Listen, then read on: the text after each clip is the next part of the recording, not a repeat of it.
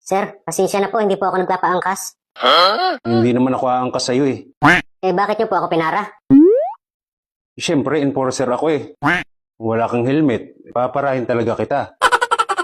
Enforcer pala kayo? Akala ko barangay tanod.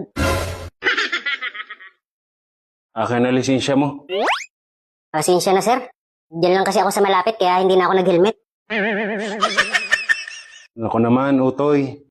Ako pa naman lulukuhin mo eh. Lumang tugtugi na yan. Akin na lisensya. Bibili lang sana ako ng pang-ulam, sir eh. Eh kahit na, dapat naka-helmet ka pa rin. Basta sumakay ka sa motor, dapat naka-helmet ka na agad. Eh, siya, sige na nga, sir. Tunay ba tong lisensya mo? Palagay niyo, sir, tunay kaya yan? Hindi ako mapalagay eh. Yan, ang hirap sa inyo, hindi kasi kayo nagsiseminar. Palagay ko naman ni tunay naman ito.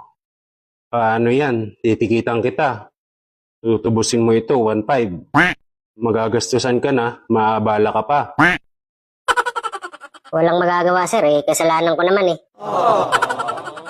Papayag ka talaga na tikitan ko ito?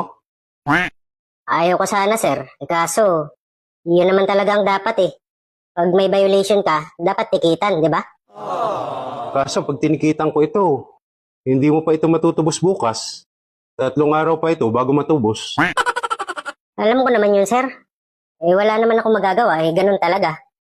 Alam mo, pag tinikitan ko ito, pupuntahan mo pa to sa opisina. Gusto mo ba mas mura na lang babayaran mo? Tapos madadala mo na rin yung lisensya mo ngayon? Ha? Meron bang ganun, sir? Wala namang ganun ah. Hindi mo yata naiintindihan yung sinasabi ko eh. Naiintindihan ko yun, sir. Titikitan nyo lang naman yan eh. Pag natikitan nyo ako, bigay nyo sa akin yung ticket, pwede na ako umalis. Ang hina mo naman umintindi, bata. Hindi ka ba naturuan ng tamang diskarte sa kalsada? Ha? Ano bang diskarte yun, sir? Naku naman, Utoy. Napapag-iwanan ka na yata ng panahon ah. Pag nahuli ka at ayaw mong maabala, anong dapat mong gawin? Ibigay ang lisensya, sir. Tapos magpatikit. Pagkatapos nun, alis na. Wala nang abala. Naku naman. Ang hina naman ng utak mo. Hindi ganun yon. Pag nahuli ka, dapat marunong ka maglagay. Pang merienda lang naman ang kailangan ko eh. Hindi mo ba maintindihan yon? Bakit, sir? Wala ba kayong baon? Dapat kumain muna kayo bago kayo nag-duty. Kulit mo naman. Hindi naman porkit sinabi kong pang merienda eh, magme-merienda nga ako. Eh, sabi nyo pang merienda. Ikita nyo na kasi, sir, may pupuntahan pa ako. Sigurado ka ba? Isipin mo sa akin 500 lang to. Pero pag sa opisina, 1.5 na to. Ah, ganun ba? Sus naman, hindi nyo naman direkta agad na sinabi, sir. Meron naman ako dito, sir, kaso 100 lang. 100? Anong palagay mo sa akin? Diyan lang sa tabi-tabi nagme-merienda? Wow naman! Dagdagan mo. Anong idadagdag ko, sir?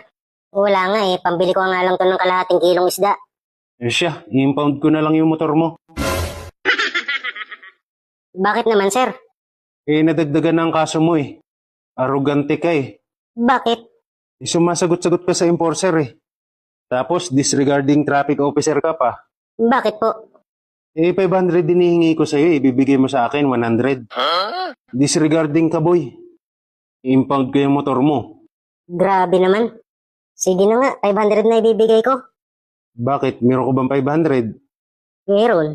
Oo yan, nadagdagan ulit kaso mo. Ha? Bakit na naman ho? Sinungaling ka eh. Pambihira naman. Oh, ito na lisensya mo. Akin na yung 500. Ano yan, sir? Ipit mo dito.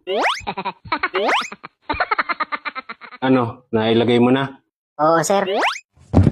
O sige na, pwede ka na umalis. Ayos. 500 na agad, walang kahirap-hirap.